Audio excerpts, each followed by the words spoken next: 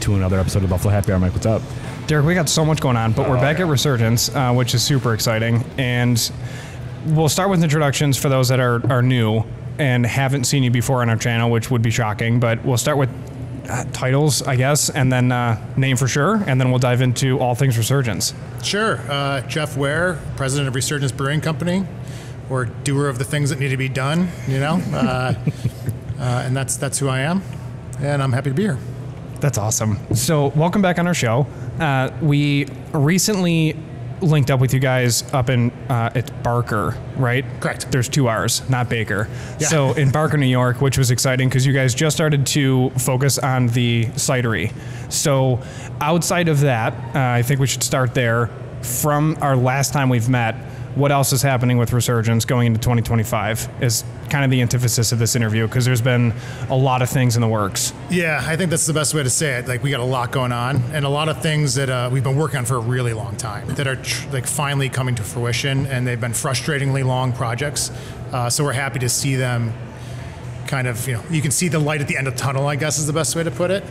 So we got our Florida project. We're opening a brewery, restaurant, along with the rock climbing gym next to us down in Fort Myers, Florida. We've been working on that for quite some time, and through a lot of weather delays and a lot of other things we can talk about down in the Florida market, it's coming to fruition finally. And we're moving forward with a new small beer garden and R&D facility over on Transit Road up towards county line, up in kind of like the Grovers area, if you know that kind of Clarence, East Amherst area, which we're excited about because it's a different market for us. I mean, while we get people down here at the brewery from those markets, you know, if you're living in Clarence and you got kids, you're not coming down here on like a Thursday night to have a couple beers. It's just too far away. So it'll be nice to have an offering up that way to give the Resurgence experience that we want to give, you know, a little bit further from the Buffalo city proper. Sure.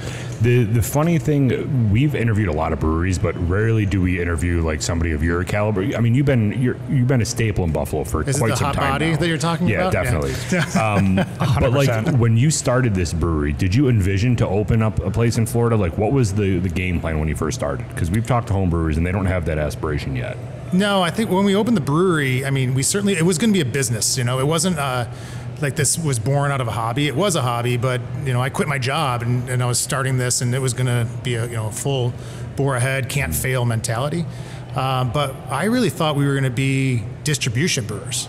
You know, I thought we were going to make beer. It was going to go out to bars, restaurants, grocery stores, and we'd expand our footprint.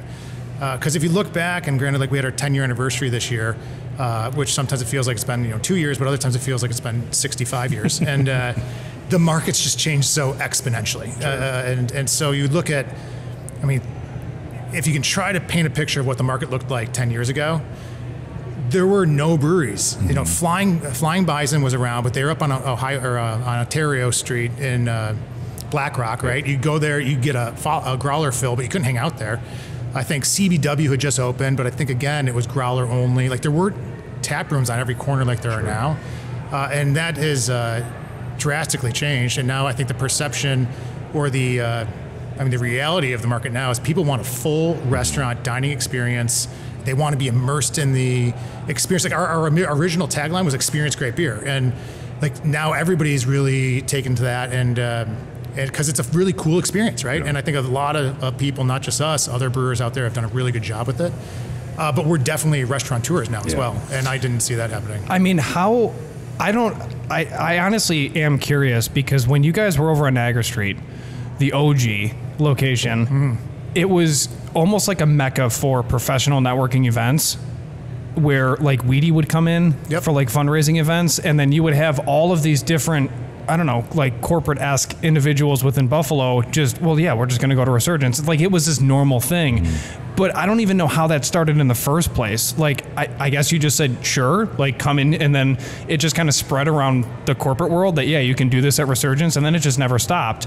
And then you moved to Chicago Street, and it's still happening. Like, I mean, it's happening downstairs right now. And that it made me think of it. Like, if you went from, okay, I want to go full tilt as a business, we'll do distribution, we'll get our beer everywhere, we'll try to get into Wegmans because that's going to change our entire portfolio. Right. And then all of a sudden this corporate element showed up in your business plan, really. Like, what was that journey? Yeah, we really wanted it to be a destination where you could be part of the experience. And I think that at the time, it was very unique to the Buffalo market, where you could actually be amongst the takes. You could see, smell, feel the beer, right? It was right there.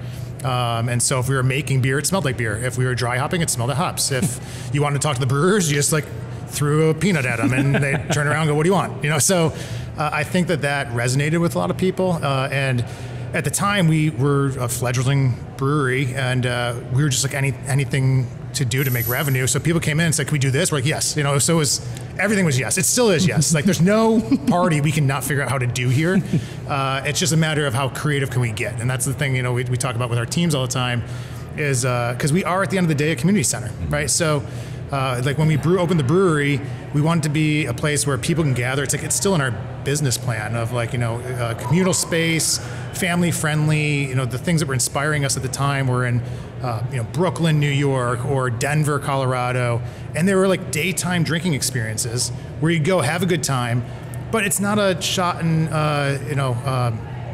It's not a shot in a beer kind of place where you stay open until 4:30 in the morning. And don't get me wrong, there's nothing wrong with those places. I will frequent those with you if you guys would like. But we wanted a different experience, and I think that really resonated with that young professional, and for that happy hour type of vibe that was something different, unique, fresh. And so I think that stayed true, and we've kept those customers through providing a good experience. To, you know, credit to my team for everything they do. Is there a time that you can remember where that did shift for you, or and like when you started really hiring a lot of white staff, and like now you have a whole department handling just graphic design and stuff like that? Like when did you become just more than a brewery and actually a large business now? I still don't think we're a large business. I mean, we're still relatively small in comparison to. So I still think it's a really small team, and I guess we're bigger than we were, and we will be bigger than we are in a few years as we start adding on these new locations. But it happened really, you know, relatively quickly. I mean, so, you know, there was that first year, which was just chaos. Like, you had arms and legs and knew me, you were helping me.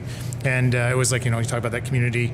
But we needed a ton of help. We had no idea what we were doing in a lot of realms. And then I'd say once we started to formulate the plans for Chicago Street, like we kept coming, look in this building, and it was a mess. I mean, that store where the rock climbing gym is now was top two stories were pancaked. It was, the whole back of the building was missing. Had huge holes in the ceiling, and then we're going to build a brewery around it. So it was a huge project, and we knew that huge effort was going to take a lot more people and a lot more effort to grow the brand. And it was pretty evident that we wanted to do that.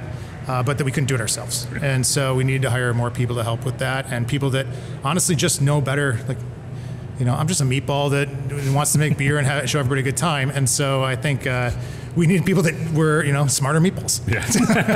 That's a good way to put it. That's amazing. And we've been fortunate to have some really good people walk through our doors, and hopefully we help them grow their careers too. And it's worked really well. But yeah, it's definitely a different beast than it was back in the day.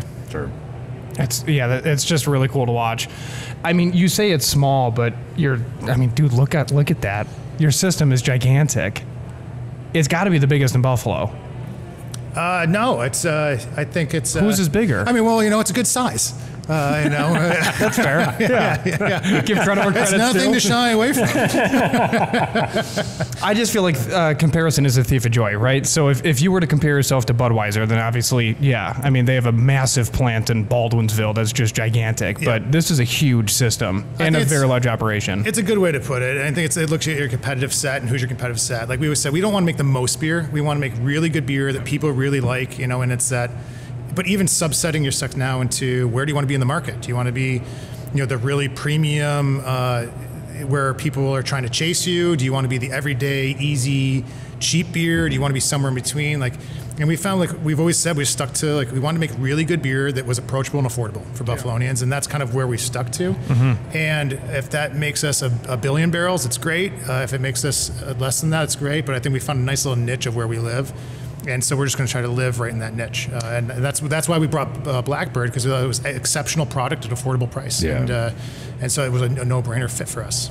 Because you said that you initially thought that you were going to be more of a distro brewery. For sure. When did you start distributing, and what was the relationship to get yourself in Wegmans like? Because that's a massive sale. So what was that like? Yeah, at the time, so we opened it was gangbusters at the brewery, and we were self-distributing out of my car. So it was me and another guy named Alex, still good friends with them. And literally he had a Jetta and I had like a 15-year-old Pathfinder, and we'd shove you know how many beers, you know how many you can fit in a Jetta? That's actually outrageous. Or kegs, and we'd deliver, sell, pick up old kegs, and we did that until we got, I think it was around like 78 to 80 accounts. And we just couldn't do it anymore, and we really wanted to get into the off-premise, Wegmans, Tops, Consumers, and we needed a package. And so we bought a small canning line. At that point, it was pretty evident we needed to go to a distributor. And so we did some, vetting and trying to figure out who was just different. Like now all the breweries go to the wholesalers. Then the wholesalers came to us and said, can we distribute your product? We'd love to have your stuff. And now there's just so many breweries. It's, they're like, everybody, we're good, thanks. But we ended up with Try It Distributing, and we really still to that day thought like, we're gonna have this awesome location here. This is gonna be home base. You can come see it, touch it, feel it, like I said earlier, but we'll start spreading our reach out.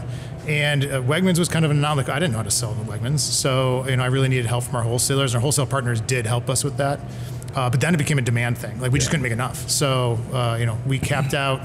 Within 15 months, we were at max capacity over there, and we added as many tanks as we'd fit in that small space. So we could only really put one, maybe two SKUs out max to Wegmans. And it really just went to Wegmans consumers at the time because we couldn't make enough to go to anybody else. Yeah. And it was pretty evident we needed a bigger boat. That's really interesting because we obviously come from the whiskey world, and to get yourself into a liquor store, you go in with a bottle, you pour it for the guy, and you're like, do you like it? Do you want to sell it? But you can't just go to Danny Wegmans and be like, crack open a beer, let's hang out for a little bit. Yeah. So do you have to do that though with Try It? Like how do they know that they actually want your beer? Is it like that where you're selling how it tastes to them? Yeah, that's exactly what I did. I went and sat with the wholesalers with my little bag, just like I was selling door to door back in the day when I was working for other breweries, and how we started Resurgence. Like it was door to door, and that's still how it's done in the on-premise, right? So it's still knock on Mr. Bar owner's door. You go, hi, I'm Jeff. I got a bunch of samples. Let's pull them out. I'm proud of these beers. What do you think? And they go, oh, that's delicious. I'll take a keg. Awesome, great. So we still do that. But for the off-premise, it's a completely different beast. It's all numbers driven, and we had no numbers, right? And we're just kind of like some guys are smiling out the window. Danny, it's me.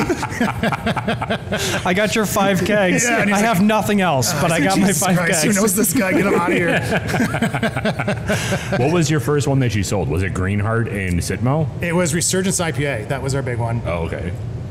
So you talk about the market changing. We did Resurgence IPA was our first IPA, and really it was one of the biggest reasons we opened the brewery because there were no IPAs in the Buffalo market really at the time, and I would argue probably us, CBW, Big Ditch, like we probably all had the same kind of idea of like there's no real definitive Buffalo IPA company, right? And so we thought we would all work that angle, but Buffalo it was a West Coast style IPA.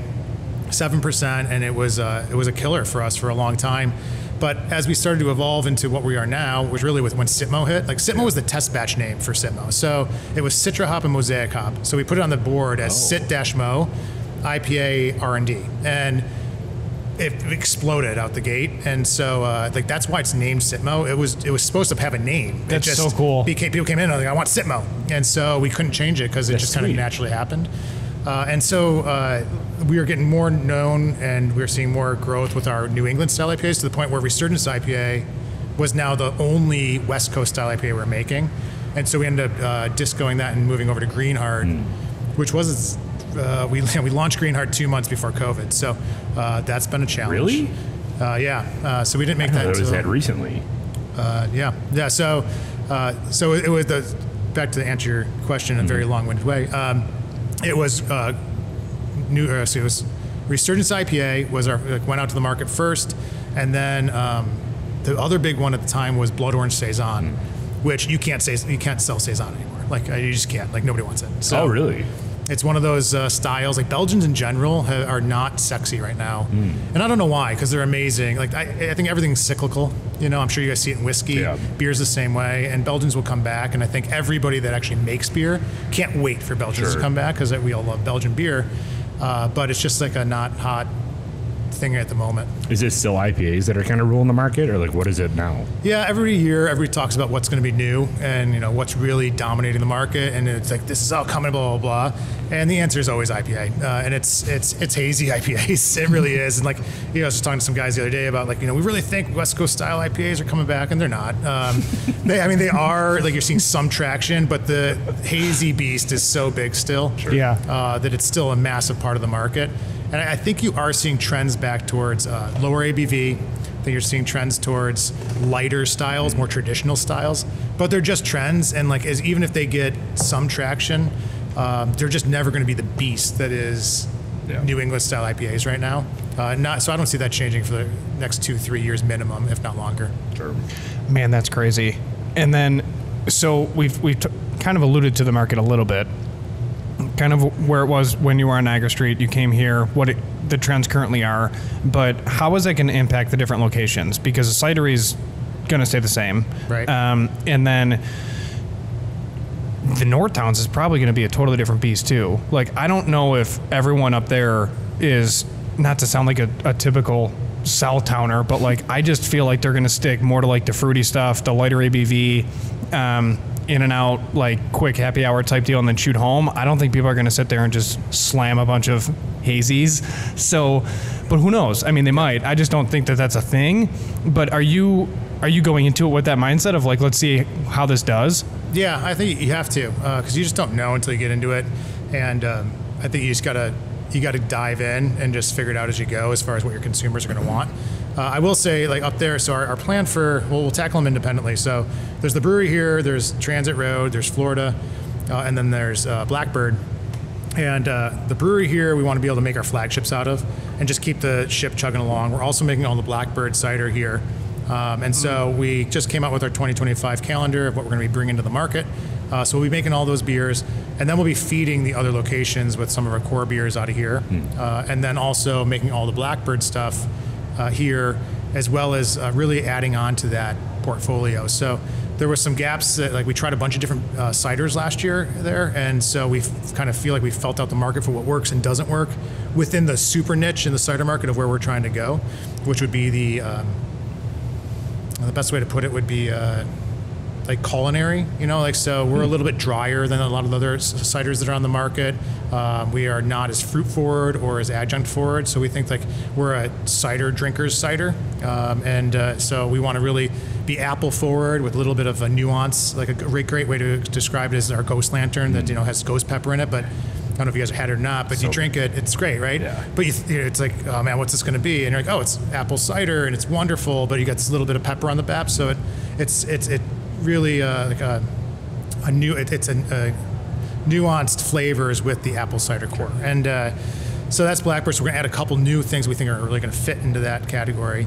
We're also going to be coming out with an RTD canned cocktail, vodka-based, under the Blackbird cider line in 2025, which we haven't announced yet. So that'll be coming, more to come on that. And then the Clarence location is going to be our R&D facility. So when we left Niagara Street, and we still miss Niagara Street every day. I drive by it all the time. I'm like, oh, I miss you. And we didn't want to leave. It was a really nice spot, and we put a lot of, that was like blood, sweat, tears that went into getting that place up and going. But it just didn't work out as time went on. And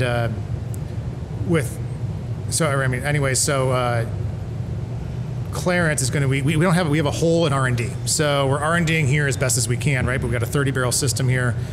We don't really have a good way to make small batch testing for cider and for beer. So we've jerry-rigged a bunch of stuff together, as brewers will, and we figure it out, because kind of like, figure the F out is kind of one of our core values, and we make it work, but we don't have a great process. So over there, it's going to be like a 3 or 5 barrel system.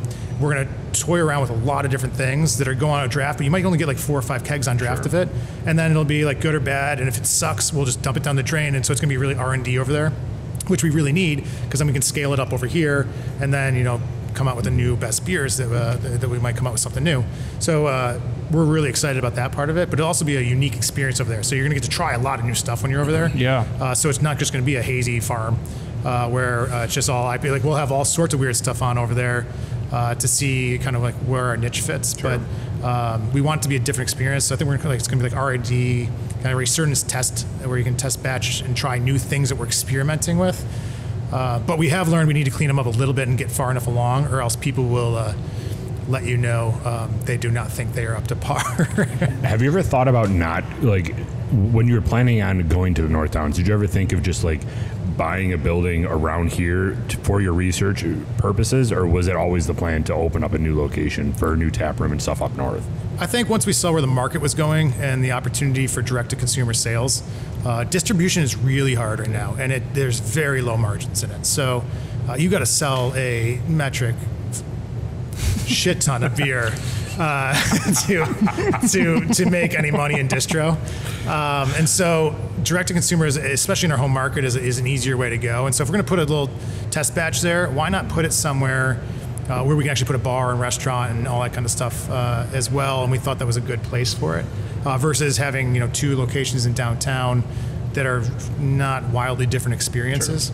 Sure. So that's kind of how that ended up. There's also really nothing up there. There's New York Beer Project, and I don't really know who else. I mean, there's Brazen and Lancaster, but that's Lancaster. Yeah, and Brightsmith and Brightsmith Brewing is they're Main Street Williamsville. Like, there's really no breweries up there. Yeah, we've been looking for a long time. Like, it's not easy to find the right properties, and there's certain markets around Buffalo where we've been looking for years and just haven't found the right thing. And so when as we're looking up there, to be quite honest, there's good breweries out there, right? So you got Brightsmith does a really great job. New York Beer Project is a beast up there, and there's the guys over Drew and the guys over at Brazen, which are kind of far away the other way. So we did look at all of that because we don't want to jump on somebody's parade, but we also want to make money. Like, we're not going to make money if we open up next to somebody else. And so we found that area. If you actually look at it, Big Ditch and Iskala we're going to open down right by the thruway there. I remember that project. And then you got New York Beer Project way down here towards Lockport. And so right where we were looking is like split between them. And it's almost 6 miles each way. And 6 miles on transit is like driving to Rochester. Yeah, that's like an hour. Seriously. At 4:30, you might as well. Get a full tank of gas because you're sitting. Yeah, and so that's kind of where we targeted. And we had a lot of people in that area saying the same thing, that we don't have a ton of stuff out right in our neck of the woods. So we were lucky enough to find a property over there, and that's kind of how it all came together. But it wasn't the only place we were looking. We were looking at some other markets, and they just didn't pan out because it's easier said than done. Yeah. And then Florida. Yeah, I mean, that's just like, there? it wasn't even like, that's not even close, dude. No, well, I mean, you guys have been here January through March. I mean, so there's your answer. Yeah. That's fair. No, we've been going down there for years. My family, to visit my parents have a place down there, and we've always enjoyed it, and always thought there is a nice craft market there now, but it was lacking for a long time. They were definitely way behind us, and I think they're catching up in a lot of realms. But we still thought there was an opportunity for us to do what we do in that market, in the Fort Myers, Southwest Florida market. And so again, we were looking there for like the right opportunity at the right time, and then finally something came along. We're like, this makes a ton of sense for us. But we're also excited about the idea of, we talked about how hard distribution is. I think this could be a nice foot in the door for us down there. We should have some friendlies and some brand ambassadors that are really familiar with our brand, because a lot of people that live down there are Buffalonians, and so they should be familiar. We think they'll be able to talk about our brand and get excited about our brand with us, and then share it with their friends. And so I think that's going to be a nice move. So that's like why we're doing it. Is it wasn't just like throw a dart at a map and go, oh, it's sunny down there, although that doesn't help or hurt. So we think it'll be, and it's also it's busy down there when it's slow here. Sure. So their busy season's winter, our busy season's summertime, and it'll certainly give us a nice reason to go, get some sun that time of the year. Yeah. So, is it difficult though for you to be like an owner and not have that quick, I got to go drive to the North Towns to check up on it? Like, how personally will you be able to be like, this is in Florida, I can't just get on a plane and go there. I just got to trust the guys that are there. Like, that has to be so difficult. Yeah, it's still hard to this day, and I'm actually, it's funny, I'm seeing my team members and my peers that we've brought on to work with us struggling with the exact same thing. But the only way we can grow, and now we're starting to get more like entrepreneurship and the things I've learned is you can't do everything. Like, you got to put the systems in place and put the people in place and work those systems and those processes. And so I'm confident that our team and myself can put the process in place to make sure you're getting the Jeff Ware experience when you're down there.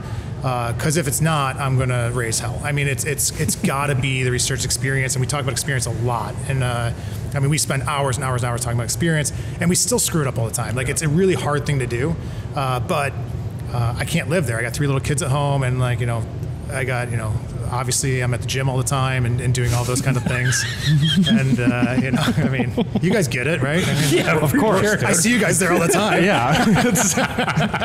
Nobody else has to know, man. Oh my God, awesome. So it's a challenge, but it's certainly a challenge we're excited for, and I think we have the right people. And we're building our team right now so that they're ready to rock and roll and get down there and get things going. But it's going to be a lift. I mean, I'm going to be down there probably for 3 months, I would imagine, as we get going, maybe longer. For sure. But that was my next question. That was probably an easy pitch, right? Like, hey, who wants to go open Resurgence in Florida? Oh, yeah. There wasn't a lack of hands in the air, I assume. No, we actually, some of our brew staff, like, they're like in line, like they want to, you know, who wants to go down there and move down there. Same thing with some of our front of house people. And so I think it'll be an easy sell to get some people down there, or even spend, you know, time down at both, and I think that's kind of our idea. Like, we don't really have one master, you know, giant head guy that's doing all the beer recipes. It's really a team approach, and I think that we can rotate through a little bit and then bring some new people in with some fresh ideas, because I'm sure, just like we're talking about, Clarence is going to be different. You know, the beer mix in Florida is going to be wildly different. Yeah. So we want those fresh ideas, and we want those coming in and start to, like, you know, figure out what the next cool thing's going to be. So how is that going to be impacted? Like, are the hops going to be different? The temperature is obviously probably going to play some factor, right? But is that just normal brewery stuff where it's like, all right, we're accounting for that, it's just a formula check, or is it way more involved?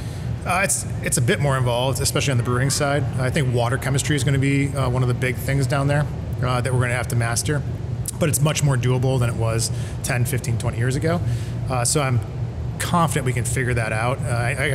I'm not even worried about it, to be honest. I think Drew and Nick and Josh and the guys are going to tackle that, no problem.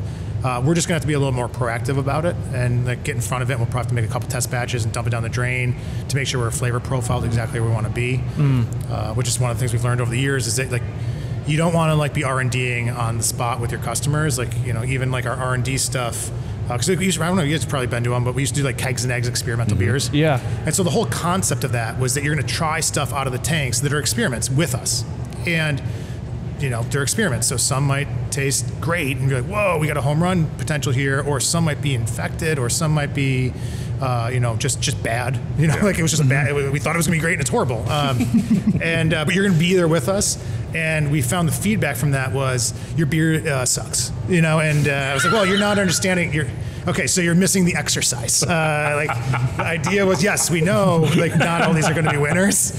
And so, you know, they pull out like their favorite, like, Untapped, and be like 0 star, 1 star, and like, well, yeah, that was a dud. But like, this is, you know, like, you don't come up with the next great recipe as a chef without making a bunch of recipes and trying things. And there's no different in beer. And so now we've learned that, like, you know, you at least got to get to like Gen 2 or 3 in the R&D process before you put it in front of your customers, because they're just going to shit all over you. Yeah, this place really bites. Dude. Do you put a lot of weight into the Untapped ratings? No. No, we don't. I mean, we're very critical, I think, on ourselves, and we'll happily take criticism from anybody. And we invite people in. We do a ton of blinding. I think in whiskey, beer, wine, anything you do, blinding is the way to go. Get an impartial group of people to come in, do it blind, and the answers speak for themselves, right? And then the rest of it is branding. It's branding and marketing, and how good are you at that? And if you can win consistently blind, I think you're in a really good spot, especially when you don't have subjective people on panel. And we do a ton of that. And so I don't put a lot of credence into Untapped, although we do look at it. I mean, if we're starting to see a trend somewhere, like, it's kind of a red flag going, like, you know, we're either missing the mark on the liquid here, guys, or we're missing the mark on the message here. And that will happen occasionally, but more often than not, we kind of, like, you know, just go, that's nice. Yeah, right. That's nice. Are you going to be making cider down there too, or is it just going to be beer? We're going to start with just beer there. We're going to ship cider down. Okay. So we will sell cider at the tap room, and then we'll see if we go into distribution there or not. I think it's a good story for us too. New York apples, you know, are a thing that Florida doesn't have. You know, they have oranges, and so they can have their oranges. And we did try to ferment a bunch of oranges just to see what we could do with that. And it's like a mimosa, and it's not bad, but I don't know what we're going to do with that yet. So certainly not going to let our customers try it yet until we clean it up. Yeah. You did what? What is the market down there for cideries and things, or is it just pretty status quo with we like beer, we like, clear spirits, I guess, because they're like fitness freaks and they're always on a beach, so they care. So yeah, I think the appetite's there for everything because you have so many transplants, and so I think you have a lot. Also, Florida's kind of like Buffalo; it's a big chain market, and so you have all of the national players are there, all of your Southwest regional players are there, and then you have a lot of local players. But the local players are really small comparative to Buffalo and or really New York State in general. So you get a lot of guys that are making 1,000, 500, 800 barrels a year. And a lot of them are making really good liquid. They're just really small, local corner kind of spots. And so I think it'll be interesting for us to see as we introduce ourselves. Like, I guess the best way to say with cider is like we're not going to go full bore. Like we're Blackbird cider. Here we are. Listen to us roar. It's going to be like it'll be available to tap room. We're going to kind of get it out there a little bit, and then we'll put a game plan for that, kind of as a secondary plan down there. But we're certainly not going to Florida just to release Blackbird. Yeah. We still have so much work to do here in the local markets to get us where we want to be. That I think we'll work on that after we get established.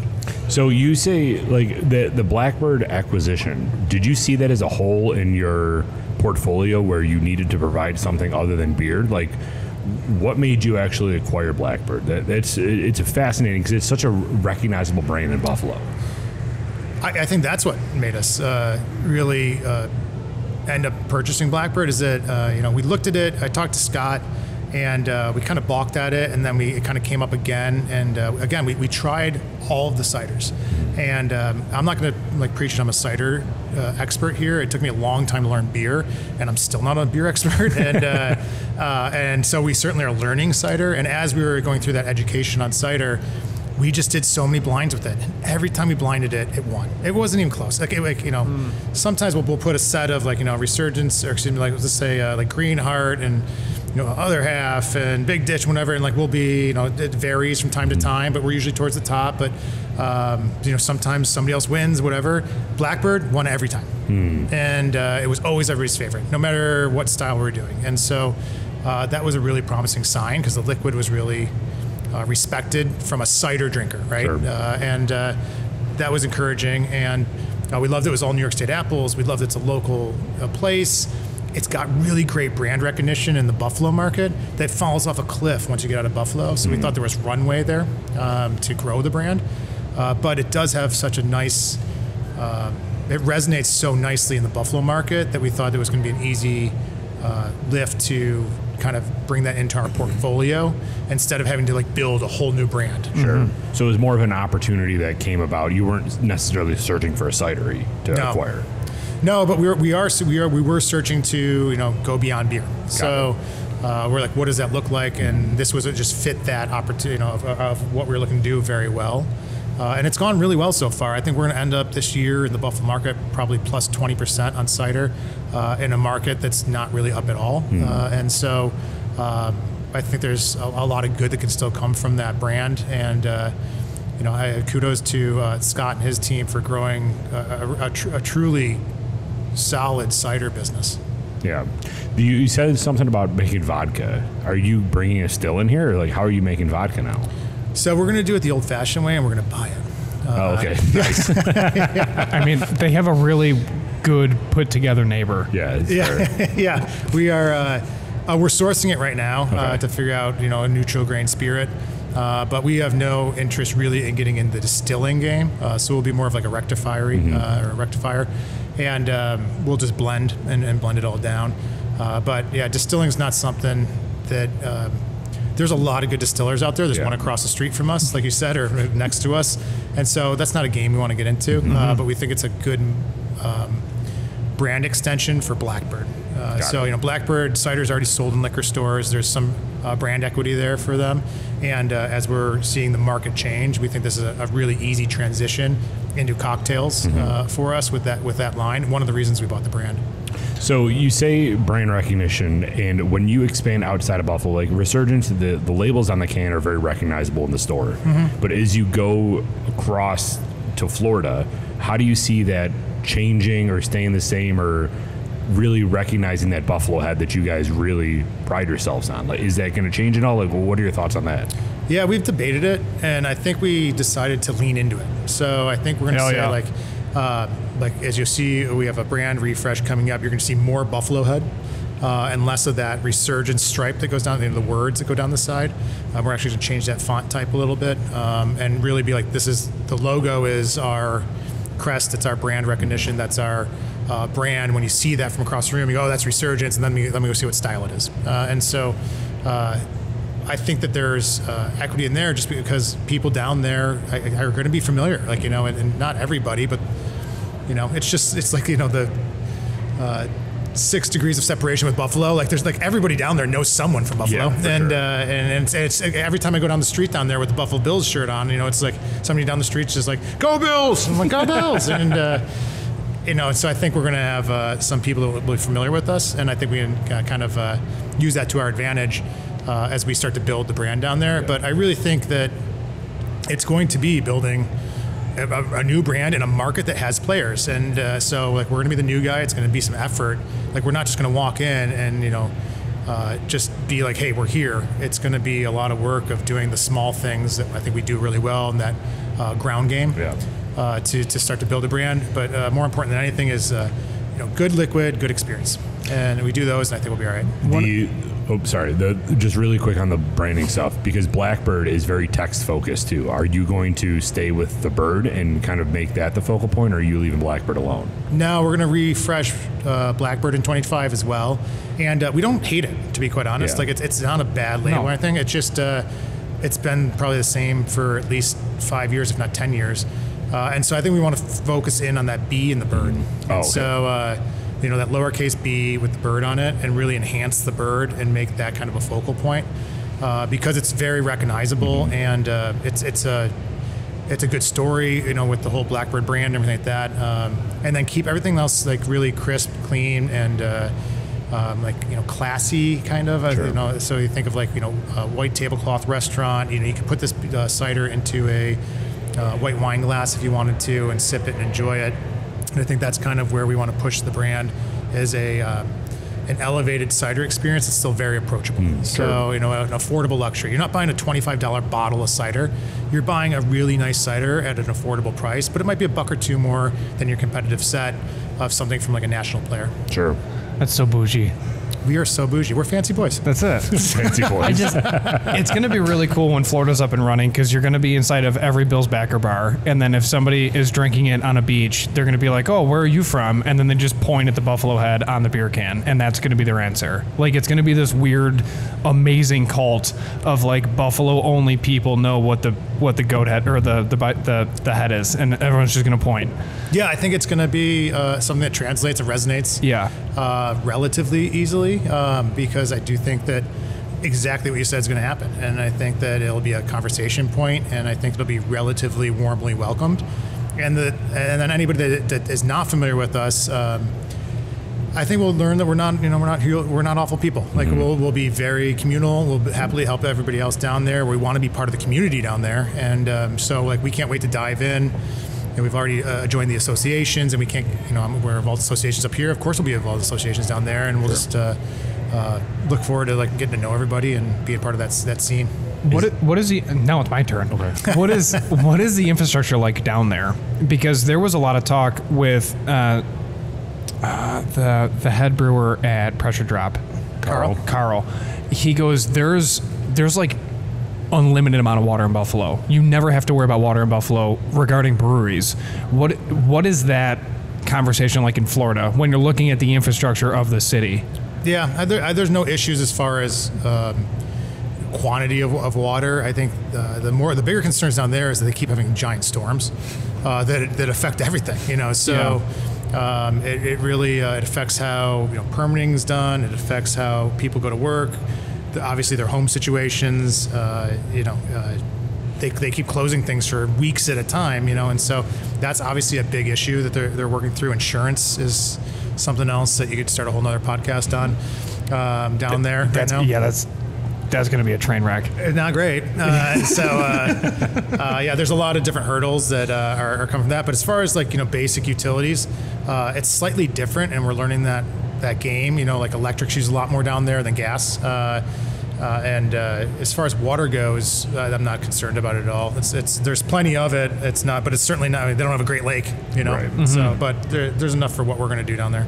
Are you still digesting Florida, or do you already have 5 to 10 year plans of going out west or anything like that?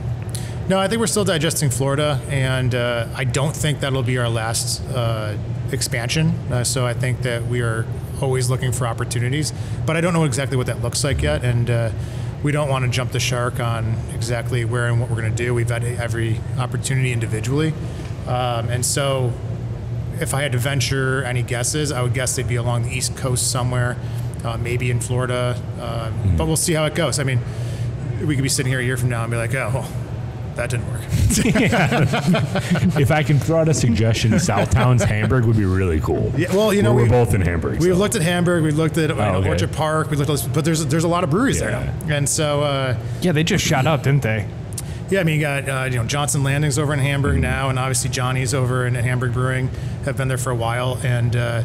If we're going to go somewhere, we want to go somewhere we can fill a need, not try to compete with somebody else as much as possible. I mean, there's a lot. It's very hard to do now. Yeah, because you got Wayland and First Line on top of it. Wayland, First Line, and then your beer project just opened up down there too. Yeah, and the Ridge, and so like you got all these players that were not there previously, and not to mention Rusty Nichols is over there as well, not too far away. Mm-hmm. So yeah, there's certainly a lot more breweries than were there a couple years ago, and we'll see how that goes, and if that market there can support that many breweries. Sure. New York Beer Project's got a compound, man. That place is massive. I didn't know what the hell it was when they first started building it. Because it's like a Bass Pro Shop at first. It's crazy because I kept passing it every day on the way to work, and I'm like, what the hell is that going to be? And I'm like, I don't understand what this is. Like, what is that? Like a hotel? Like, this is a dumb place for a hotel. And I'm just thinking about it, and I'm driving. Like cruise control, it's 6 a.m. I'm like, what is that place? And then you finally started to get sprinkles of information. I'm like, that's insane. Mm-hmm. Absolutely insane. I'm watching them drop the air handlers in on a crane. Yeah. I'm going like 72, and I'm just staring out the window. I'm like, I got to focus on what I'm doing. Like, it's fascinating. Yeah, that's a big nut over there for sure. Huge. So, yeah, we'll see. I mean, we'll play it by ear. I also think, we're in a really weird market right now with breweries in general. And so, some of our next strategic plans or growth patterns could be acquisitions, based on, consolidation or where other things are going on. So, like, it's definitely a depressed market. We're trying to find opportunities where we can, but we also got to get some of these places open and start, on track and making money, because it's like there's not a money tree that's grown in my backyard. In fact, it's actually a big pit. The money keeps falling into it with every delay. So we need to climb out of that. Do you constantly think about that stuff? Because you're in a weird spot where you're too big to be a small player, but you're too small to be like a massive player. So are you always constantly thinking about that next step? Or are you like, what are you thinking about right now? Yeah, how are you? Are you okay? Yeah, you good? Yeah, I mean, I'm trying to lose a couple pounds. I've been drinking a lot of beer lately. That's why we go to the gym though. Yeah, so if I look frazzled, it's 'cause I'm not in my homeostasis. But yeah, it's definitely on the mind of, I think, of everybody.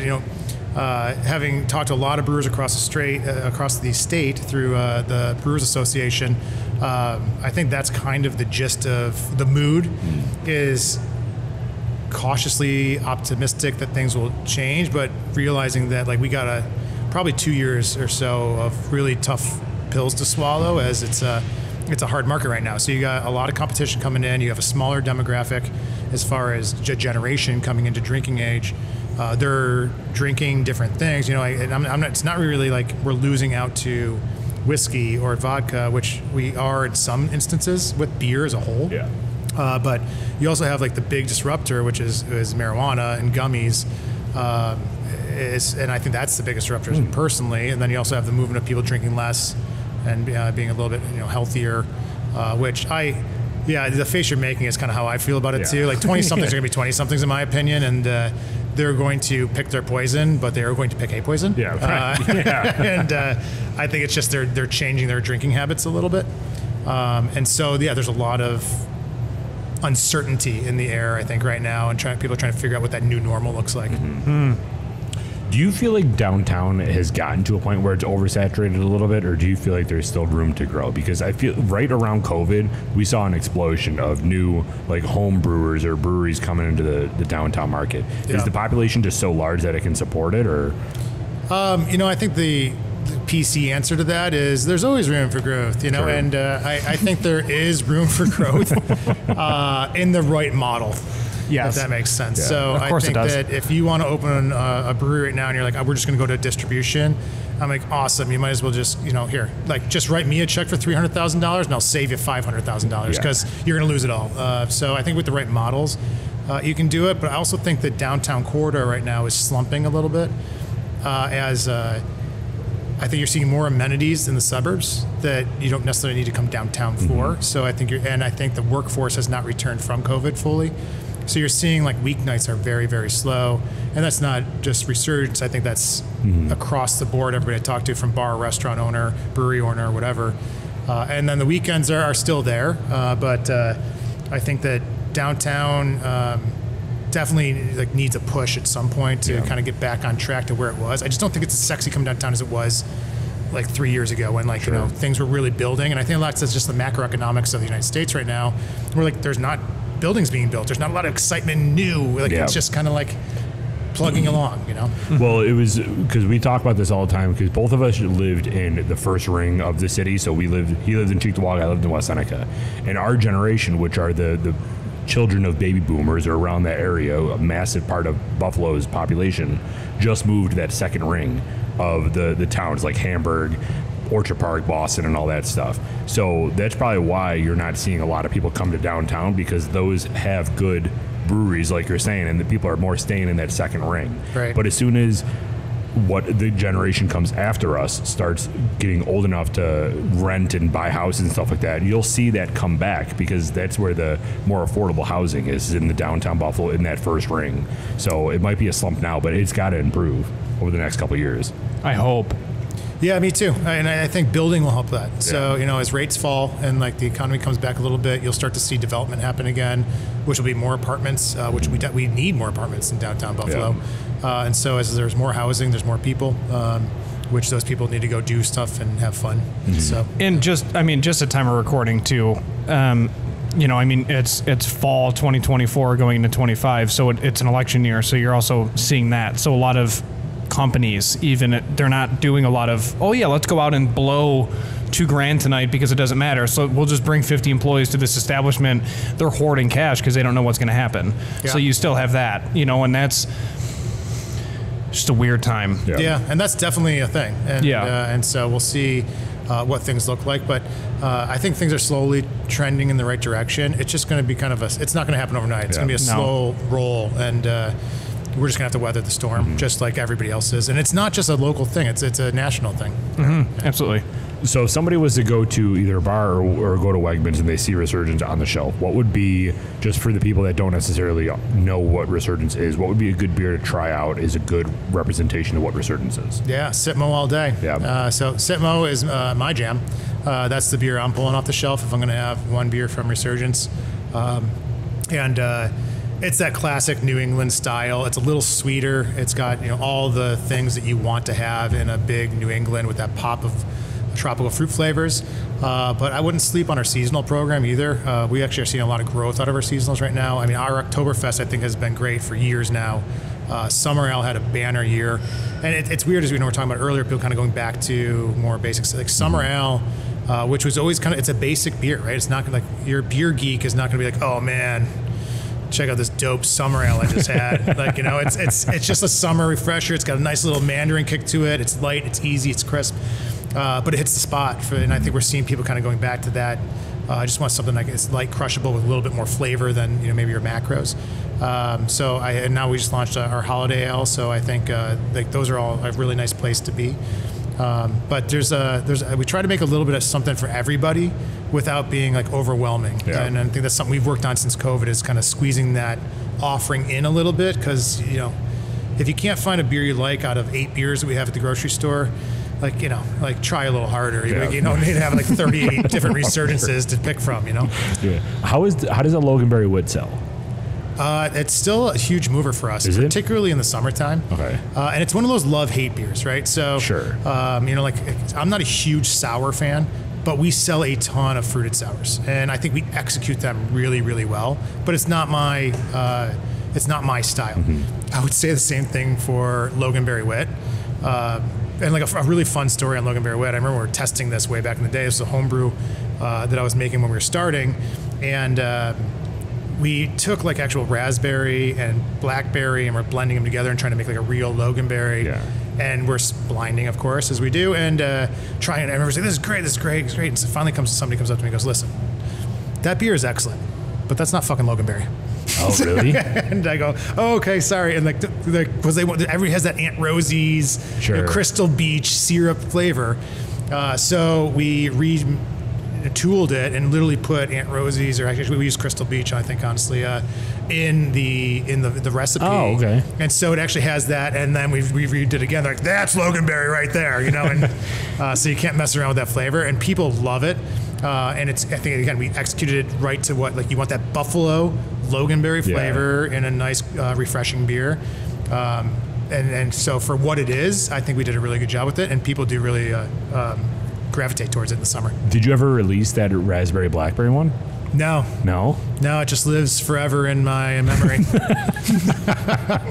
It's in the pit behind my house. It's in the pit. Yeah, it's buried down there. A lot of IOUs. That's awesome. Yeah. Well, anything else that you wanted to bring up about what Resurgence is playing? I mean, I know we talked about a lot today, and you guys have a lot on your plate. But anything else that we like the wedding space? How's that going? Is everything going well with it? Yeah, banquet's been a really big business for us, and I think something we do really well with. So if anybody's looking for any kind of venue for any kind of event, from a corporate party to a birthday party to a wedding, we have multiple spaces here that can accommodate you, and I guarantee you'll be happy with the event. The team does really a tremendous job, from the food to the beverage to the service, and making sure soup to nuts, everybody's having a really wonderful experience, and I would put it up there with anything else in the city. Absolutely. Well, Jeff, thank you so much for your time. The beers are fantastic. I mean, if you don't know who Resurgence is and you're in the Buffalo area, I don't know what you're doing at this point. But seriously, some of the best beers that we've had, and this is a good time. Yeah, I'm glad that we got to catch up. Yeah, it's fun. I appreciate it, guys. Of course, man. Thank you, everybody. Yep. Cheers. Yeah!